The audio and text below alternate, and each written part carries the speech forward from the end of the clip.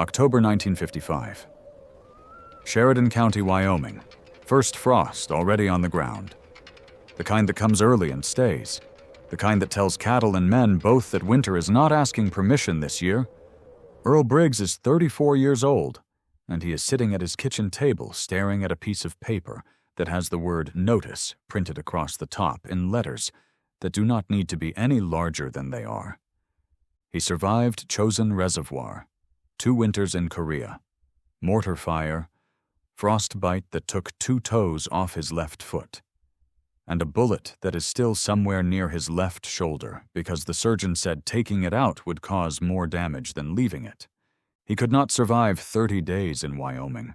Earl's father, Thomas Briggs, drove the first fence post into Sheridan County ground in 1921 with nothing but a used truck, a borrowed post-hole digger, and the kind of stubbornness that does not have a name for itself because it does not need one. He called it the Briggs Place, 800 acres of high grass and cold creek water, the kind of Wyoming ground that is hard in summer and brutal in winter, and beautiful every single morning if you are the kind of man who notices that. Thomas ran Hereford cattle on it for 28 years and paid the note down slow and steady the way honest men pay things, a little every fall after the sale, never missing, never asking for extra time. Earl grew up on that ground, learned to ride before he could read, pulled his first calf at age 11 in a March blizzard with his father's hands guiding his. Then Korea came. 1950, Earl was 29, newly married to a woman named Ruth, 3 months on the ranch together before the letter arrived. And Earl Briggs did what his kind of man does. He went. Ruth ran the Briggs place alone for 3 years. She fed the cattle through 2 Wyoming winters by herself. She kept the books. She paid what she could. She borrowed $3,200 against the land when the boiler broke and the hay supply ran short in the second winter because a man was supposed to be there, and he was not. He was in Korea. Earl came back in 1953. Thinner, quieter, his left foot slightly wrong in the boot, a bullet sitting still near his shoulder like a bad memory that decided to stay permanent. He worked the ranch 2 years straight, dawn to dark, trying to get ahead of the note. And he almost did. He almost got there. But the interest kept moving the finish line, and the bank in Sheridan kept sending the quarterly statements with the number not going down the way it should. And Earl Briggs, being Earl Briggs, did not ask why, because men like him do not ask banks to explain themselves. They just work harder. The notice came on a Thursday in October and gave him 30 days. The lawyer arrived on a Tuesday, 9 days after the notice, in a dark Ford that was too clean for a ranch road and shoes that had never touched dirt that was not a sidewalk. His name was Aldous Fitch.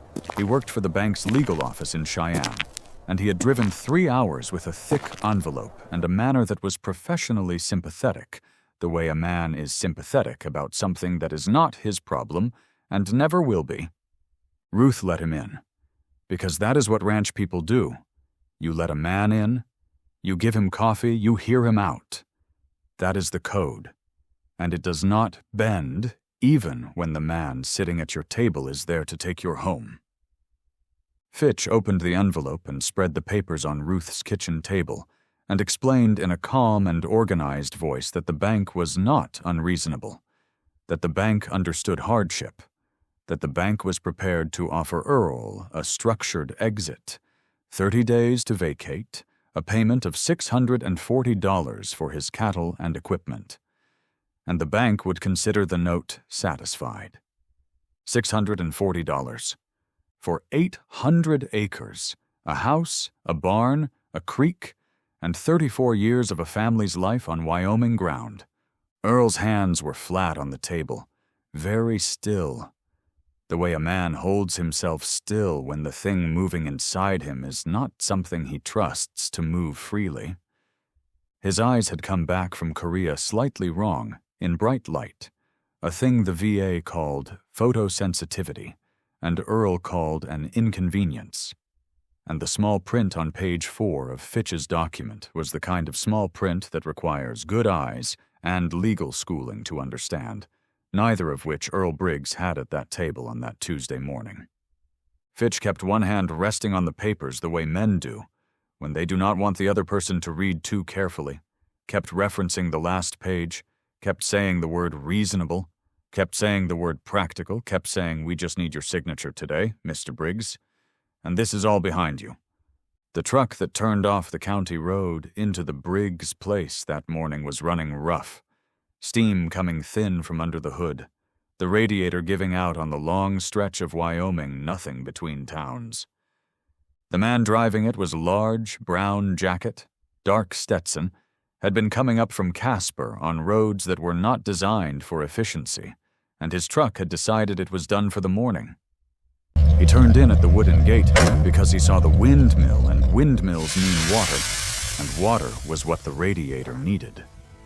Ruth came out to the porch, and the big man took his hat off and said his radiator had gone, and he had seen the windmill, and he was sorry to bother. Ruth said the tank was around back, and he was welcome to it, and to come inside after for coffee, because that is not a question on a ranch. It is just what happens. The big man carried his own bucket to the tank and filled it slow and let the radiator cool before he poured, because a man who knows engines knows you do not pour cold water into a hot block. You wait.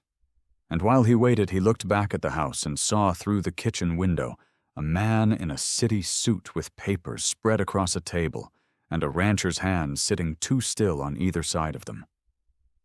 He picked up the bucket and walked back to the house. He came through the kitchen door and set the bucket by the wall and looked at the table and said, "Mind if I sit?" and sat down at the end without waiting for the answer. Set his hat on his knee, poured himself coffee from the pot on the counter.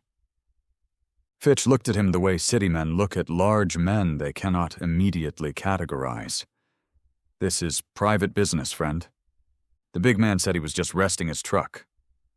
Then he looked at the papers on the table and looked at Earl and said, "Mind if I read that?" Fitch said it was not his concern. The big man looked at Fitch, not hard, not aggressive, just level, the way a man looks at something he has already taken the measure of, and said, "He can't read the small print, and you know that. So let's read it out loud, all of us, before anybody signs anything." He put one hand open on the table and left it there. The papers slid across to him after a moment. He read every line out loud, slow, the kitchen clock the only other sound, Ruth standing behind Earl's chair with her hands in her apron, Fitch very still across the table. He got to page 3, and his voice did not change, but something behind his eyes went quiet and flat, the way still water goes flat before it freezes. He set the pages down and squared the edges and looked at Fitch.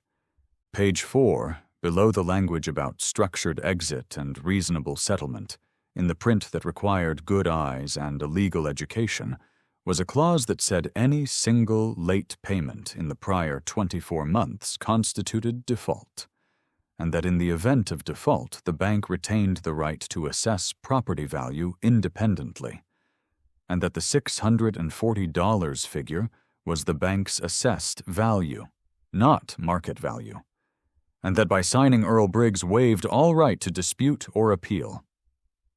The bank had run the numbers before Fitch ever drove up from Cheyenne.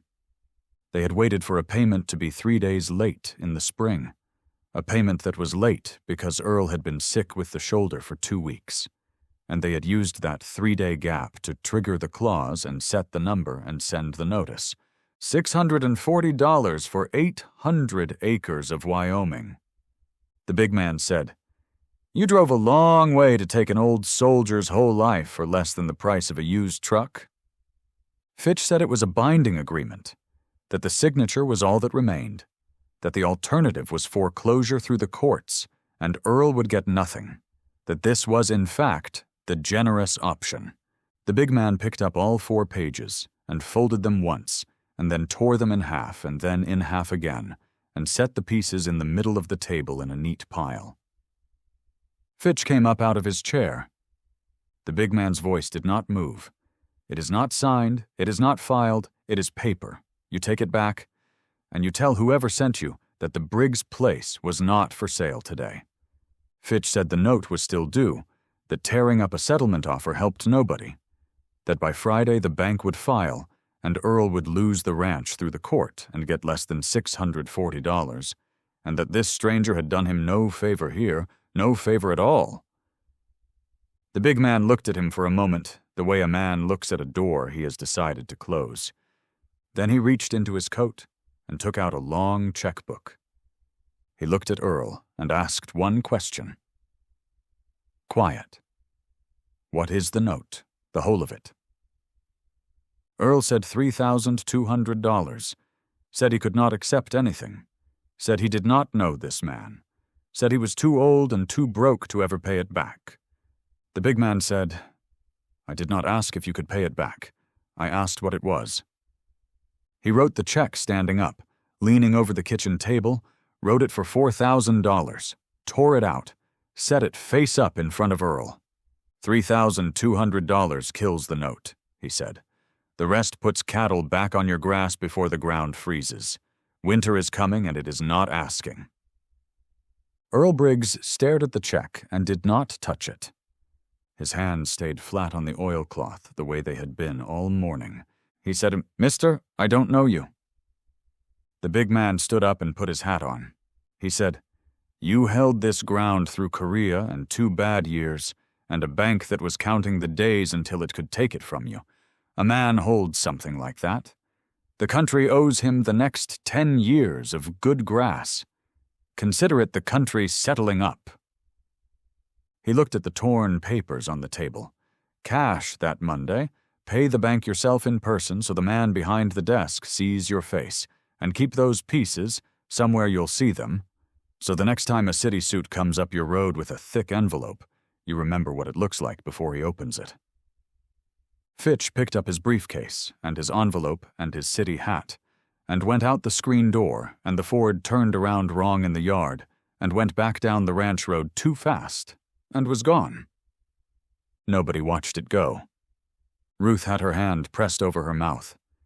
The big man was at the door with his water bucket. He stopped once, did not turn all the way around. Ranch looks good, he said. Keep it that way. Then he was down the steps and filling the radiator in the long, cold October light, and the engine caught, and one hand came out the window, not a wave, just a hand. And the truck went down toward Sheridan, and the dust came up behind it, and hung there a long time in the still air. Earl Briggs cashed the check on Monday. He drove to Sheridan in the truck and walked into the bank, and paid $3,200 in full at the teller window, and asked for a receipt, and the teller gave it to him, and did not say anything, and did not meet his eyes. He bought 6 Hereford heifers with what was left and turned them out on the Briggs place before the first hard snow.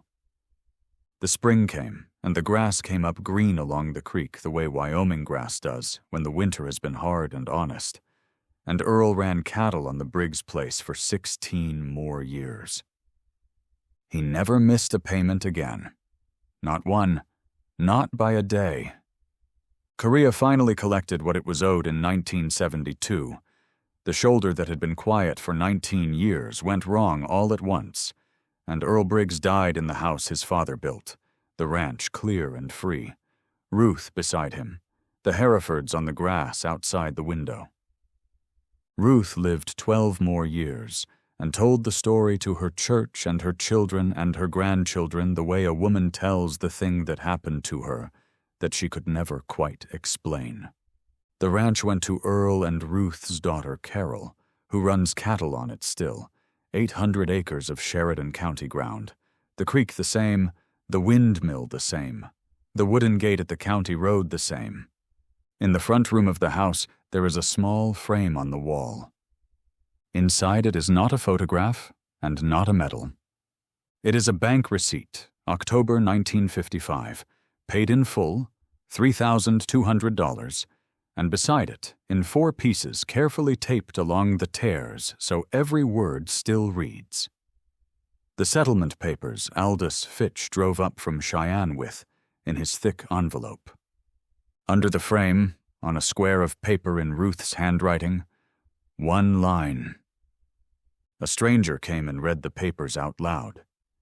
The afternoon sun comes through the front room window every day and lies across that glass for a while. Then it moves on. The cattle are on the grass, and the grass is green, and the note is paid and has been paid for 70 years. If this story reached you, share it with a veteran in your life. They will understand what it means better than most. Subscribe if you have not yet. There are more Duke stories coming, and unfortunately, they do not make men like John Wayne anymore.